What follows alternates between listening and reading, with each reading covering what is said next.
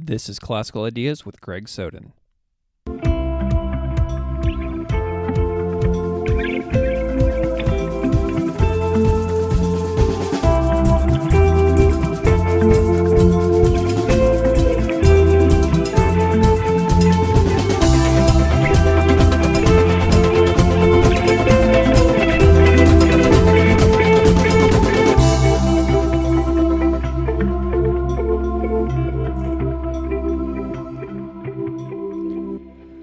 Welcome to Classical Ideas. This is Greg Soden. When I was 22, a book came out called Is Belief in God Good, Bad, or Irrelevant? A professor and a punk rocker discuss science, religion, naturalism, and Christianity. The professor mentioned in the title is Dr. Preston Jones, who was then assistant professor of history, now professor of history, at John Brown University in Arkansas. The punk rocker in question is Dr. Greg Graffin, vocalist and songwriter for the legendary band Bad Religion, who is also coincidentally a university lecturer in his own right, having taught science courses at UCLA and Cornell. At the time, I'd never heard of Preston Jones, but I was an obsessive Bad Religion fan, and the chance to read emails written by Greg Graffin was fascinating and intriguing. So at 22, I was truly trying to hone in on what could be called a worldview. I'd been mostly into cycling and music, but I was trying to be more thoughtful about the world. So I bought the book, and I read the book, but a vast amount of it, written by two academics in their late 30s, was mostly beyond me at the time. I remember enjoying much of the banter between the two guys, some of the discussions around music and history, but it was a hard book for me to wrap my brain around. So fast forward 12 years, and I rediscovered the book on my shelf, and at this point I'd been teaching religious studies, English, and history courses in schools around the world for a long time, and had thought a lot about that whole notion of worldview, and thought it would be neat to revisit this book to see what stood out to me the second time around. But before I reread it, I reached out to Dr. Preston Jones, the author of half the book and the editor, to see if he was interested in discussing a 12-year-old book with me for Classical Ideas. So I reread the book at age 34 and chatted with Preston about his views on the book quite a few years later. So I still highly recommend this book because it stands up well, and I enjoyed it much more at 34 than at 22. So my guest today is Dr. Preston Jones. Dr. Preston Jones's research focuses on the American Empire in the period of 1898 to 1917 and the personal experience of combat.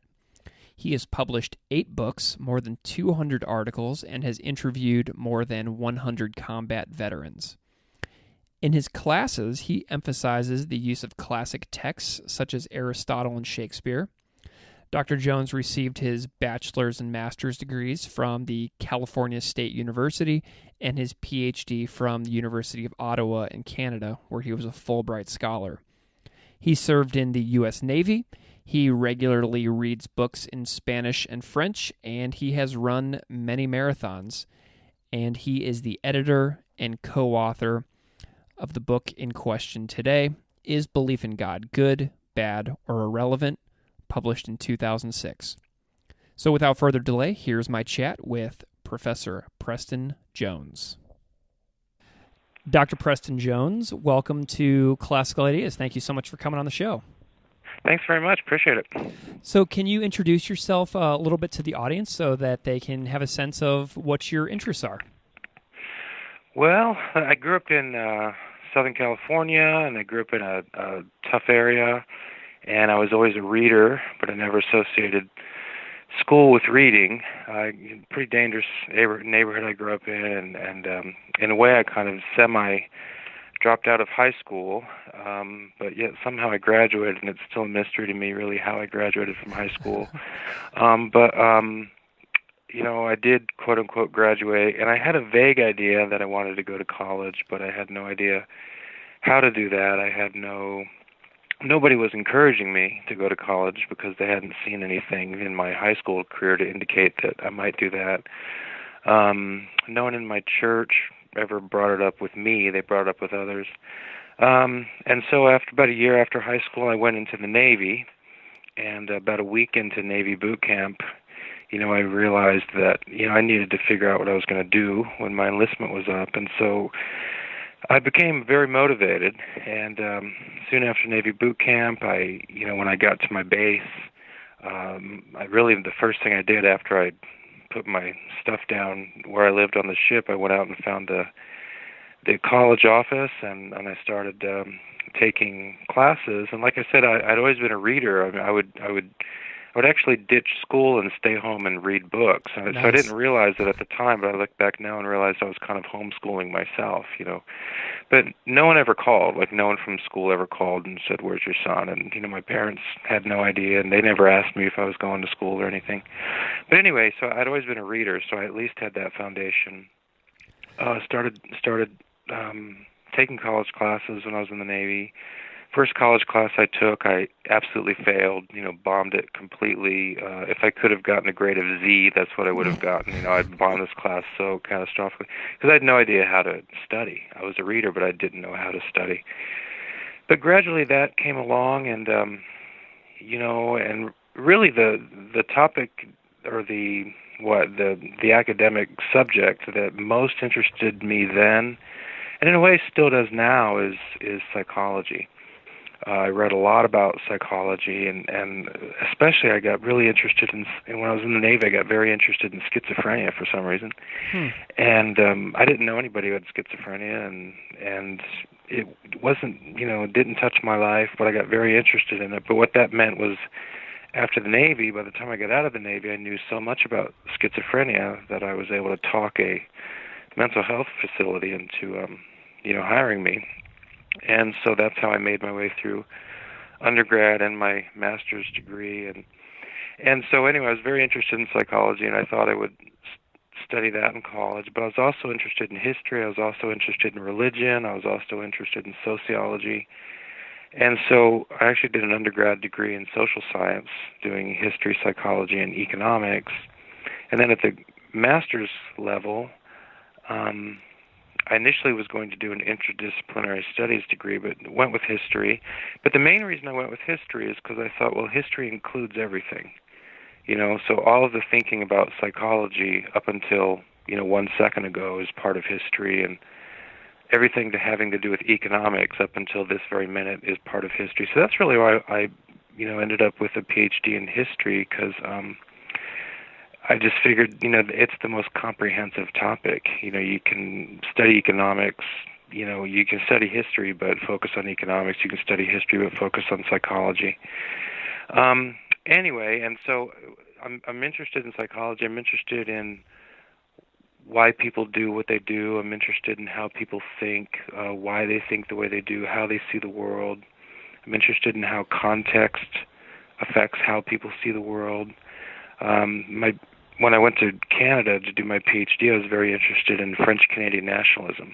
And I was interested in these 7 million French speakers in North America who had a very distinct culture, a very distinct history. And I just wondered, gosh, what's it like to be in, a pretty small world in North America speaking French with a particular accent. And so even though my dissertation was my PhD studies, it was in history, still primarily the questions I was asking were psychological, So that's really my key interest, and I teach history, but my students will say my history classes often feel like philosophy classes or ethics classes or psychology classes, because I'm not really interested in, just sort of a recitation of events. This happened, that happened, this happened, that happened. But I'm really interested in ideas and how ideas shaped events and how people thought about themselves and how that motivated them to do different things. So I think, going back to, when I was in the Navy and just starting the process of, school and being serious about it, those are really the kinds of things these are the kinds of things I've been preoccupied with since. And I think this is, to get to the book, I think one of the reasons, the interaction with Greg Graffin worked was that I think he and I were both genuinely interested in what the other thought and why we thought that. You know what I mean? So absolutely. I think that's the common thread. Yeah, and your love of ideas shines through, and that to me is like, so as you know, I teach a religions class in a high school, Yeah. and every year I put like 25 guest speakers in front of 60 American Midwest seniors, and Wow, I just make the seniors interview the other people about their lives. And that's to me kind of what you did as well. I mean, I found you because of the book Is Belief in God Good, Bad, or Irrelevant, which is a collaboration with Bad Religion singer Greg Graffin. And your curiosity for asking good questions initiated this collaboration with what might be an unlikely collaborator. Yeah. So how did this collaboration in this book come to be? It's interesting because I sent the first note to Greg soon after my wife and I had moved to Arkansas, where I got a job at a small private university here in Arkansas. But I'd been teaching at a high school in Dallas, and for some reason had been listening more to Bad Religion. I hadn't listened to Bad Religion a whole lot since the late 80s, but I guess in the late 90s, coming into the early 2000s, I was listening to Bad Religion more, and it just so happened I was out working in the yard, and, back then with a portable CD player, know, and I was listening to a Bad Religion CD. And after I was done working in the yard, I just came in the house and looked up their website, and then there was a sort of a contact thing. And I just sent a note to Greg Graffin because I had read somewhere that he had either he was close to finishing or had just finished a PhD dissertation. And so I thought, well, what the heck, I'll send him a note and see what happens. And I was very surprised to get a response, and it just went from there. And I think it was just kind of perfect timing because I had just started a new job. And since it was my first semester at the university here, my workload was relatively light, compared to what it's been since. That very first semester was relatively light. And then Greg had just finished his PhD and was on tour, he went on tour as the book project was underway. He went on tour, and there's a lot of downtime. And so both of us were in a place where we had more time than we usually have. Mm-hmm. And so I think the timing just really worked out. But then, after we went back and forth, for a while, he started, the band started working on a new album, and then the workload for me was just ratcheting up. And so, we called it, and, conversations run their natural course, and I think this conversation ran its natural course.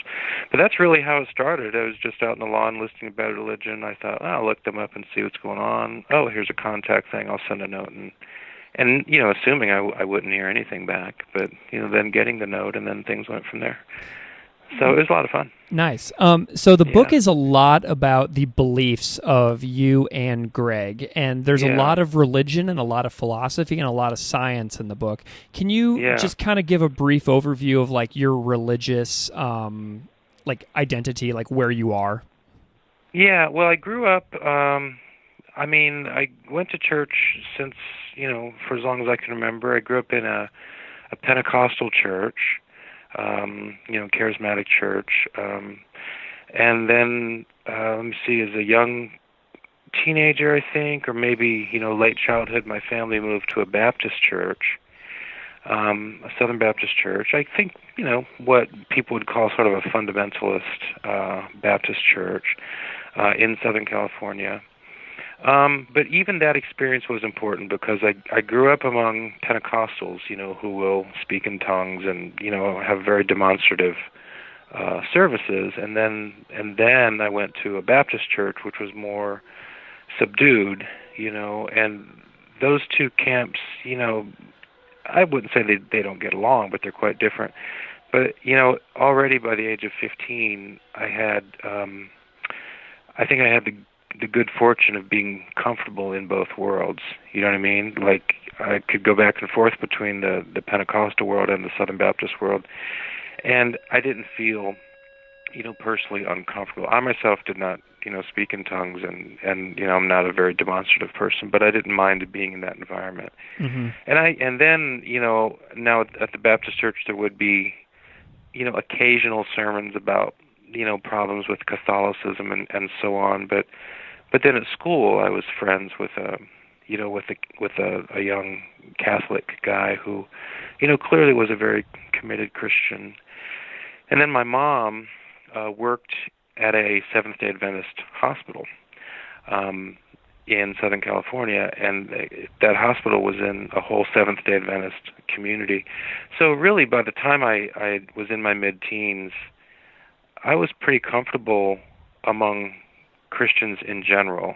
You know what I mean? Mm-hmm. Christians whose expression of Christianity was pretty different, but the differences never seemed, like a really big deal to me. So that's kind of my background, and that's kind of always how I've felt. I do identify as a Christian, and that is a central part of my identity. But I'm not real hung up on particular denominations and things like that. I mean, I guess I can say just for in terms of my own personal thing, there was a period in my life, 8th grade. It's hard to believe. I look at 8th graders now and see how young they are. Yeah. But when I was in 8th grade, I mean, I was I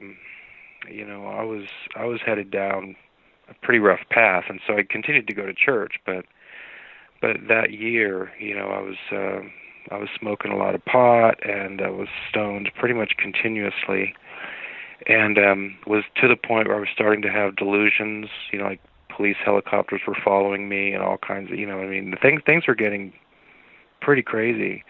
And I had sort of a classic evangelical conversion experience, where I prayed and asked God to deliver me, and and it was just one of those things where from that moment everything changed. And if you go to evangelical churches, you'll hear these kinds of testimonies. I can say in my case it was for real. And I guess just one last thing I'll say, a student asked me, not long ago, why I'm still a Christian, Mm-hmm. and I could give a number of answers to that, but I think one answer I would give is, all I know is that I was making a lot of really bad mistakes as a kid. I didn't have a lot of guidance. Nobody was helping me, and I was headed down a very dangerous path. And so, I asked God to help me, and I prayed to Jesus, and formed this relationship with Jesus. And to use, the language that we use, He saved me. And for all of the doubts and for all of the problems that I can see in the church, I personally can't ever turn my back on the person who saved me at that very dangerous point in my life. Does that make some sense? Absolutely. You know what I mean? I mean, why I hold to this commitment when, over the years there have been times where I'm like, maybe I'm done with this. Maybe I'm done with this. But there is that sense of, He really came through for you when you needed it, and you can't turn your back on Him now. And so, anyway, so that's kind of some aspects of my personal faith. Sure. And so in the book, I mean, so Greg Graffin obviously does not share those views. But when you two were writing back and forth with each other, like he was getting an immense amount of personal satisfaction out of talking about these ideas. I think so. Yeah, and he appreciated you, and I can really tell that. Then as I was reading the book, I also saw like there was like reviews on the back cover and everything where people blurb it. And one of them that jumped out at me was a guy named David Noggle from Dallas Baptist. And he calls the book a model of civility on the part of both parties.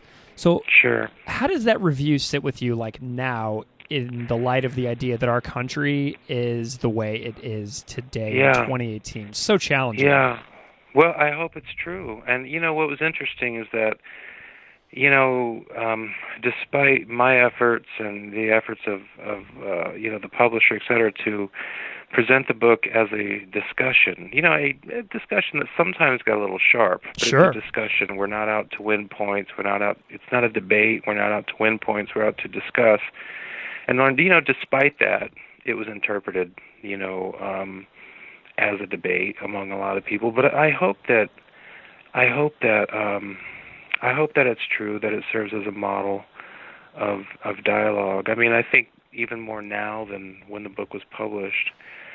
I mean, gosh, the old-fashioned art of conversation, the old-fashioned art, or just the art of, people talking to each other, listening to each other, asking follow-up questions. My sense is that maybe that kind of thing has always been rare, but maybe it's more rare now.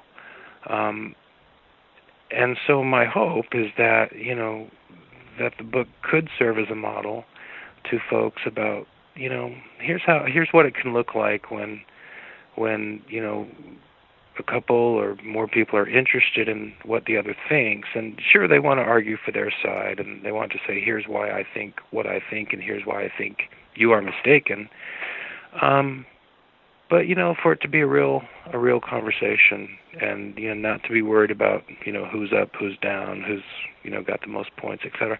So I hope that that's true. I hope that it serves as a model of a dialogue. And I have to say, last year, I had 2 students in one of my religions classes, and the guy was like a diehard atheist. And there was a young woman who was a very committed evangelical Christian in the class. Mm-hmm. And throughout the year, they had sparred sarcastic comments across the room at each other. And it was really delightful for me to watch them figuring themselves out while also challenging their own preconceived beliefs and the things that they held strongly. And then at the end of the year, when they did their final exams, those 2 were in a group together for their final, and they had the most amazing conversation, and they realized that all year long they had been building up the other one to really understand where they fit into the world. For the first time they had truly considered alternative points of view. Yeah. Well, this is a great thing. This is John Stuart Mill's point in his great book on liberty, which why should we allow other people to say things that, bother us, Mm-hmm. And one of the points he makes is, look, suppose you're right and what they're saying is completely wrong, but you can't really know if you're right until you've been challenged. Mm-hmm. And so that's one reason we want people to speak, is so that we can be challenged. And then another thing he says is, look, it may turn out that you're mostly right, but maybe you're partly wrong. And so if we let those people speak, then we can discover that, I think I'm 75% right, but I see that on this point maybe my thinking's not so good.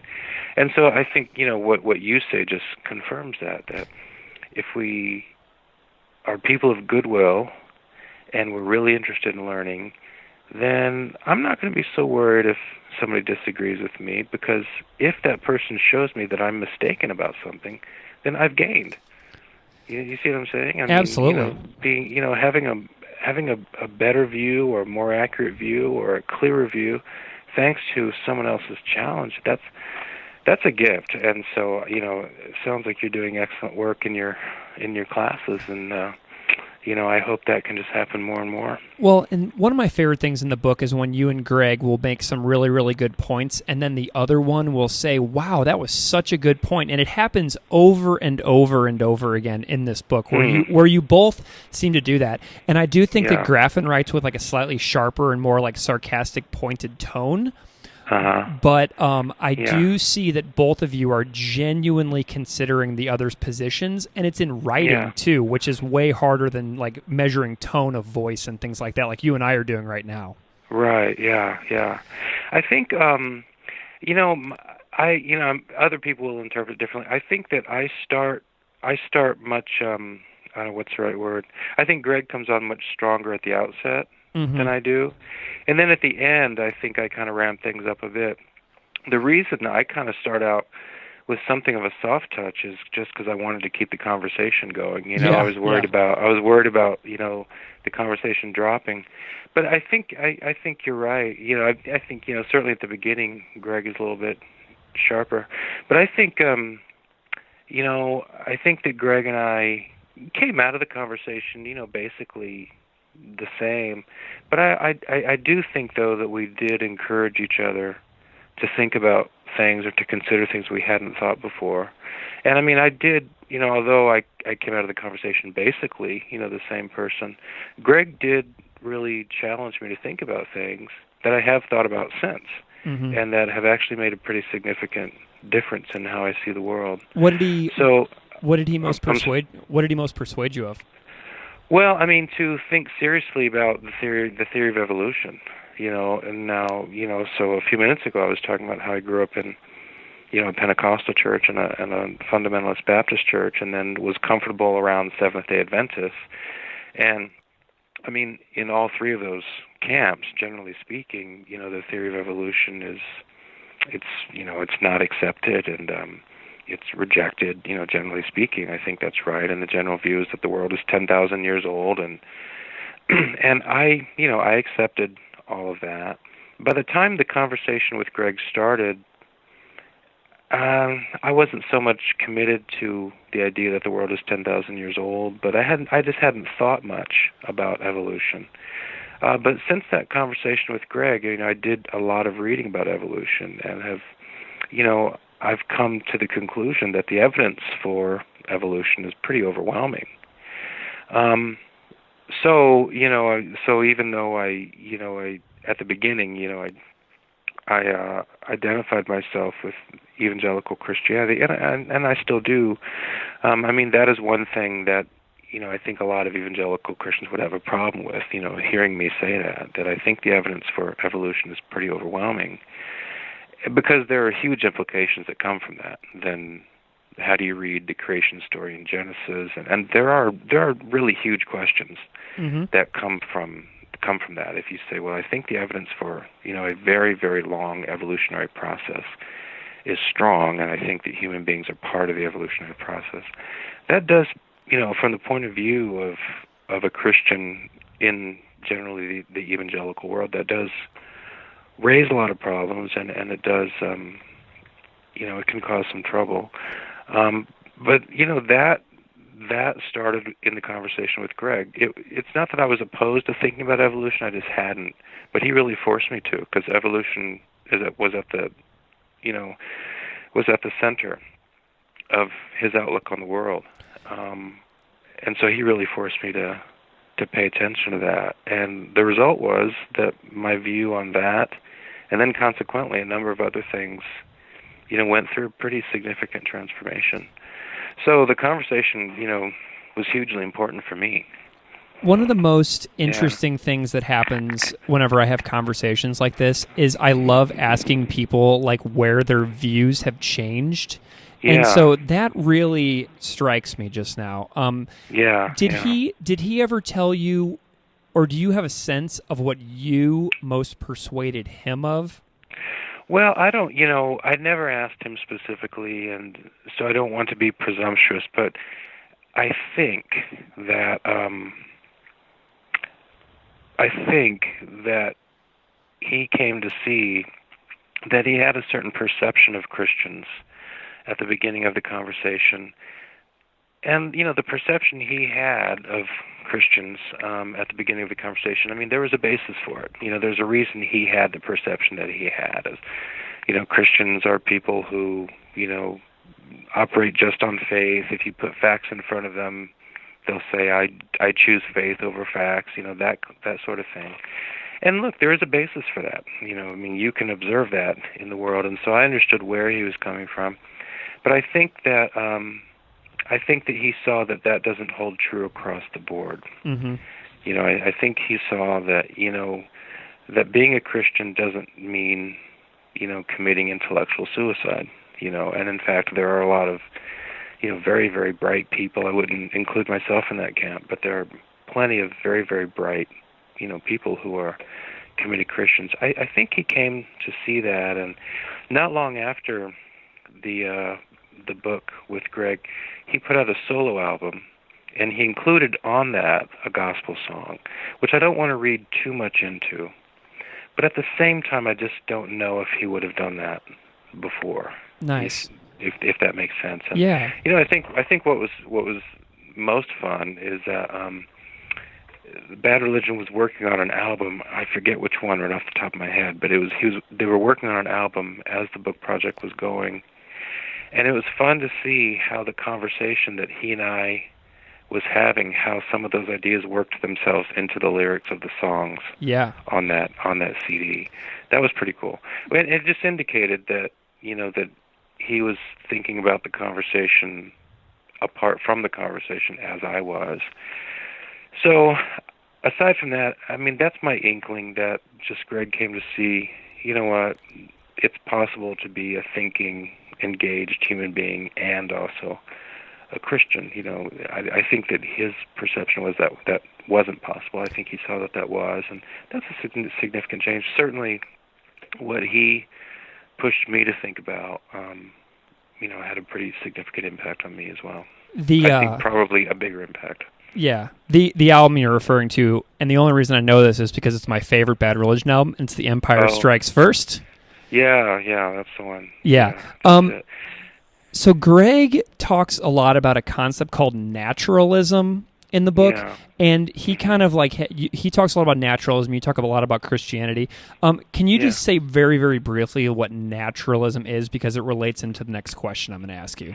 Well, my understanding, and I may get this wrong, so please feel free to correct me, but my understanding is that naturalism, as Greg understands it, is simply an approach to the world that wants to, base all of its claims on what can be verified, given evidence that emerges from the natural world. I think part of it as well, again, if I'm not getting the whole thing, please, make your addition, but I think it's also just an assumption that all that exists is what's in the natural world. And so if we're talking about spirits, if we're talking about a God that we can't see, a God that we can't prove in any sort of mathematical way, then that just doesn't fit. So things that pertain to the natural world, knowledge that can be derived from the natural world, and anything that's not, linked directly to the natural world, then that we discard, or things that we can't verify, using, mathematics or,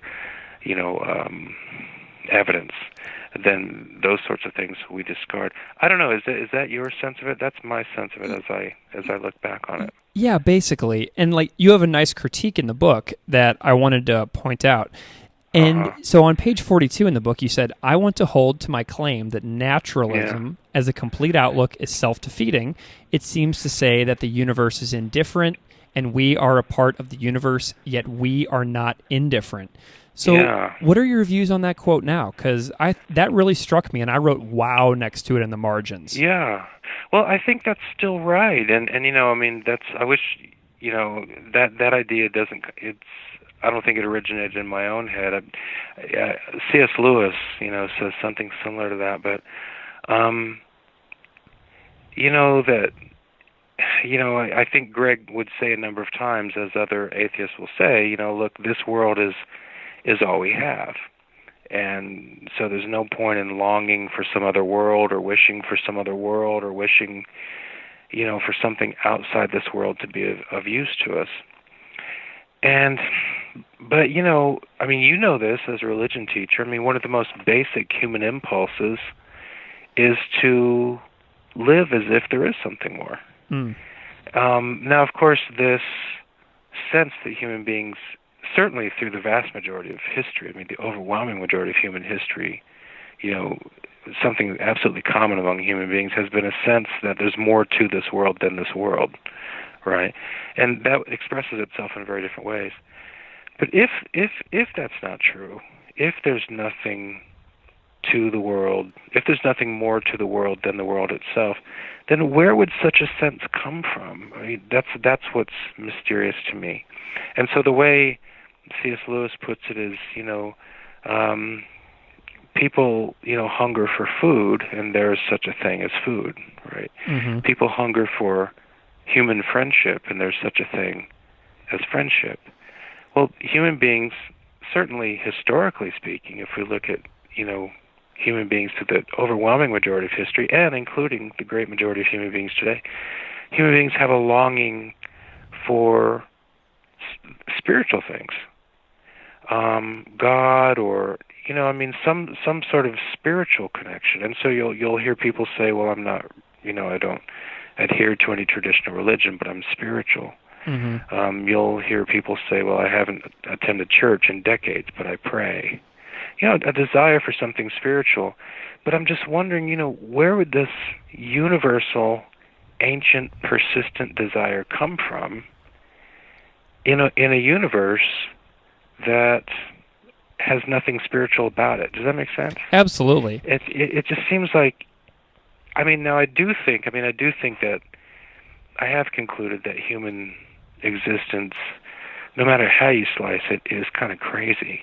I do think there's something inherently nuts about, there's something inherently crazy about human existence. And so maybe this is just an example of it, that, one of the most common desires human beings have is for something that is related to something that does not exist. But it just seems to me the more reasonable approach is to say, look, if one of the things we can detect in human beings, going back to, that most ancient literature we have, the Epic of Gilgamesh, for example, even, ancient archaeology, you can see that people are clearly interested in the idea that there is a spiritual world, and we want to be in contact with that spiritual world. It just makes sense to me to say, well, then, there must be something about that that's real. At least there's a kind of evidence there that there is something beyond this world. And so anyway, it just seems to me that if you're just going to flat out assert that that's not the case, that all we have is this world, there's no spirit world, there is no God, there are no gods, you're making an assertion in the face of overwhelming human experience. And human experience is not, it's hard to pin down the way a mathematical equation can be pinned down, but it seems to me that that's pretty overwhelming experience. Overwhelming evidence for something. If we're looking at something that's, common among human beings from the most ancient times to the present, this sense that there's more than this world. Does that make some sense? Yeah, and you're in my wheelhouse there with that Gilgamesh reference. I love that. Yeah. And some of your views in the book, caught me sort of unawares. You were kind of edgy in a lot of your comments. You mention a lot. I think that the audience now can get a sense that you're very open to changing your mind. You're very open to other ideas. You're very open to considering those ideas deeply. And sure. One of the ways that you really surprised me is when you said that you were completely indifferent to the existence of heaven. Is that still true? Why did you write that? Because that really jumped out at me. It is true, and I say that with some reluctance because I'm worried about sounding sacrilegious. And here's how I perfectly understand if evangelical Christians listening to this think, God, this guy, he thinks the evidence for evolution is overwhelming, and now he's saying that he's kind of indifferent to the idea of heaven. Here's what I'll say, which complicates it a little bit, and then I'll try to explain that.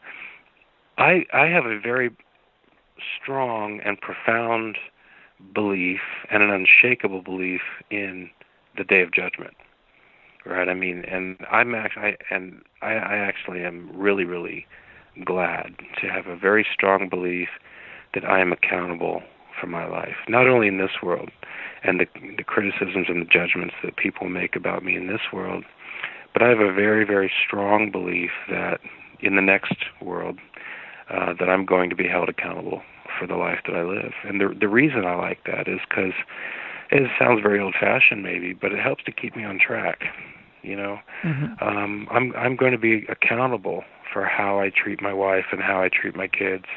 I'm going to be accountable not just to my boss now, but I'm going to be accountable in the next world to God for how I conduct my affairs in the workplace, right? And so it's curious. I have a very strong sense of, you know, the day of judgment, right? And I'm not afraid of it, but I have a very strong sense that it's real. But then, curiously, of course, the idea of judgment is that, you know, you pass through that, and then and then the hope is that you go to heaven, you know. And there, for some reason, my mind just kind of shuts off. So it's curious. I have a very strong sense of judgment, but the heaven thing I have a hard time with. And again, it's not that I don't believe in it. It's just I have a very hard time feeling anything about it. And maybe that is partly because of the way heaven is described in the New Testament. I mean, if heaven was described as, you know, there are going to be all sorts of fascinating trips to, you know, interesting places, and there'd be just one awesome lecture after another about physics or whatever, you know, that sounds really interesting. But you know what I've learned about heaven, or what I've heard about it, is we're going to know everything, and it's just going to kind of be a blissful situation. And I don't know. I'm just like, gosh, what makes life fun? You know, what makes life fun is learning. So what would that be like to be in a context where we don't have to learn anymore? You know what I mean? Absolutely. It's just hard for me to feel really motivated about that. And then, you know, honestly, one of the things that's said about heaven in the New Testament that I kind of wish wasn't there. I mean, Jesus says that in heaven there's no marriage, you know. And, gosh, I mean, I don't know. I'd kind of like to still be married to my wife, you know. I like her. Yeah. I mean, I think, you know, actually this is the Mormons have an idea that when you're married forever, right? Not only are you married in this world, you're married for all of eternity. I think that might help to explain why, relative to the rest of us, Mormon families are stronger, you know, I think relatively speaking. Because you get married within the Mormon church, that's like an eternal thing. So anyway, to get to that, just the idea of being indifferent to heaven, I just, the information we have about heaven in the New Testament, gosh, and I hate to say it out loud because it sounds sacrilegious, but it just doesn't, I'm trying to find where's that point of personal connection. And people say, well, you know, you're going to be, it's worship and singing, but I don't really like to sing. You know, that's really kind of you know, the book of Revelation talks about in heaven, you know, they're singing all the time, and, well, I don't really like singing, and, you know, and gosh, I mean, what I like most about life is learning, but I'm told that, you know, there won't be anything to learn because we'll know everything in heaven. So does that kind of make sense, you know? Absolutely. But I know that, I mean, I recognize that a lot of Christians, when they hear me say that, will be very put off. But I'm just trying to be honest, and, you know, yeah, I'm trying to be honest. I think what I would say, though, is when I encourage people to consider, you know, Christianity, when I encourage them to consider being disciples of Jesus, it's not, hey, look, if you do this thing, then you get the heaven reward, you know, because I'm not really fixated on the heaven reward. I don't really think about it very much, and I just have a hard time identifying with it. I encourage people to consider Christianity. I encourage people to consider becoming disciples of Jesus because, I don't know. I mean, I think it's just a really, this doesn't sound right. I think it's a great way to live. I don't know. I think its own reward, you know, striving to be disciples of Jesus is a reward in itself. And so maybe that's a little bit of an advantage I have, is that I don't do the Jesus thing so you can get heaven later. I don't know if that makes sense, but anyway, I do know a lot of Christians hearing me say these things will probably be a little distressed, but that's how I feel. I'm just being honest with you. What was the Christian audience response to the book? I know that there was a large amount of correspondence after the book came out. So what was the Christian response like? Well, I mean, I'm sure that there were a lot of negative reactions, but the personal response I got in the emails was overwhelmingly positive. But I think people who would take the time to write the emails maybe would be more apt to be, those who felt moved or compelled, in some positive way. So that's the personal feedback I got was there. Now I know you can look up reviews online, and there's more of a mix there. But in terms of the response I got personally, it was overwhelmingly positive. Yeah, and I think folks were appreciative of the attempt to, be civil, to be strong but civil, to be principled but also flexible, to hold your ground in some respects, but also be willing to change if there were good reasons to change. I think folks appreciated that. I think maybe a lot of Christians, maybe they appreciated a sense that, here's a guy who's one of us, and he's committed on the one hand, but on the other hand, he's not real rigid, and he's open-minded maybe in the good sense, open-minded, meaning, not meaning, relativistic, but I'm open to hearing ideas, and also honest, like even just what I was expressing a few minutes ago. If I'm asked a direct question, in most cases, I'll try to give an honest answer, even if I know that it will put some people off. So I think that folks were appreciative of that, but I'm sure that there are a lot of folks out there who didn't appreciate it. I just didn't hear from them. One of the things I'm really interested in is like American religious and biblical literacy, and also scientific literacy. Do you think that are we good at those? Are we good at either one? Are we good at neither? Like, what's your take on that? Look, I mean,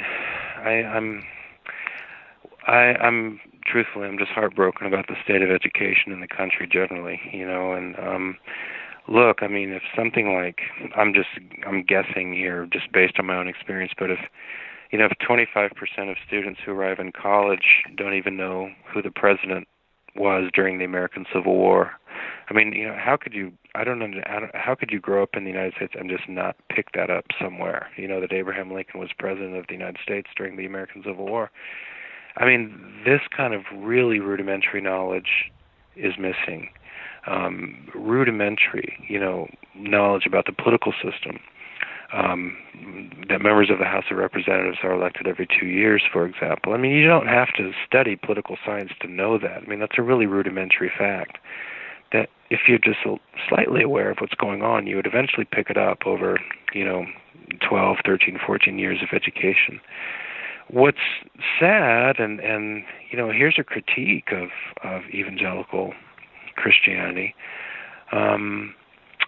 I teach at a school that identifies itself as evangelical, and most of my students grew up in evangelical churches. But their knowledge of the Bible and, even the New Testament, which, of course, evangelicals, emphasize the importance of the whole Bible, but in practical matters, the New Testament does seem to, be of more immediate use. But just the lack of basic knowledge about the New Testament, about the Gospels.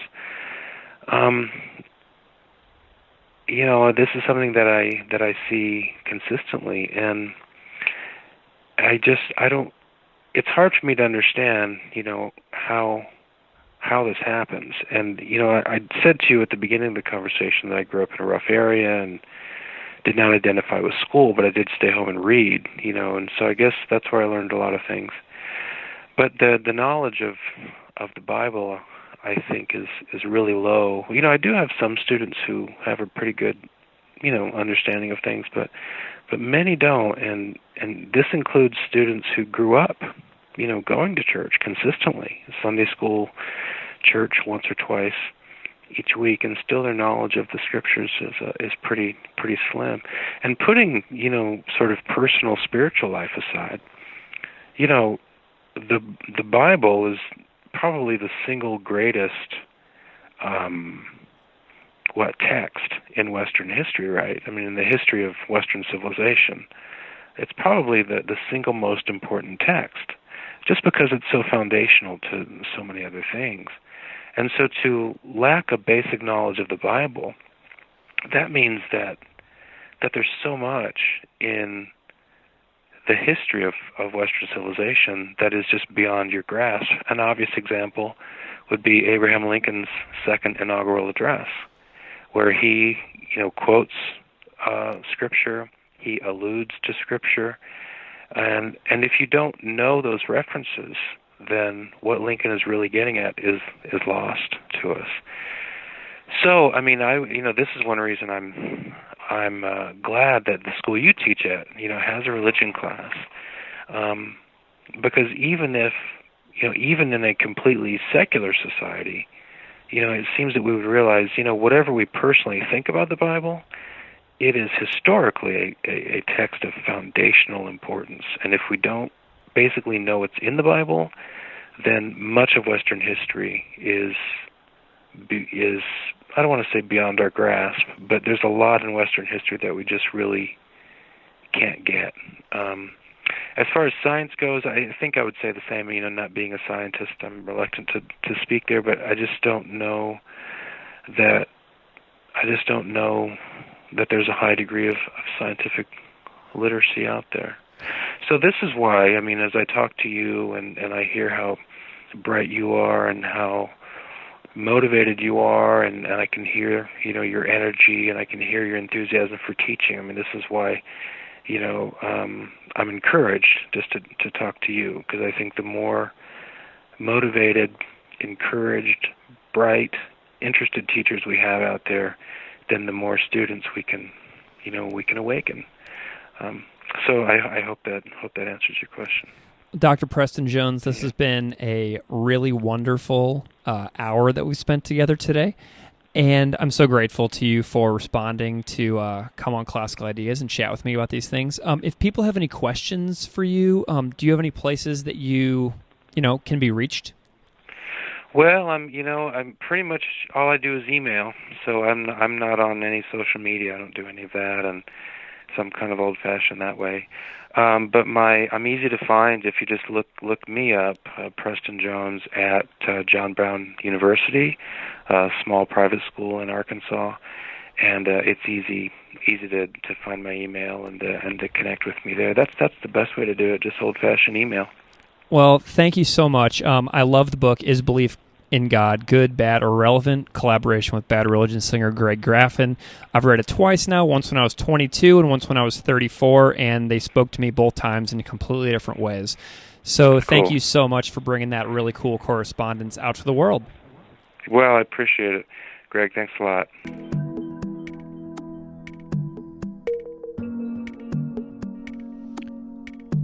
Classical Ideas is produced by me, Greg Soden.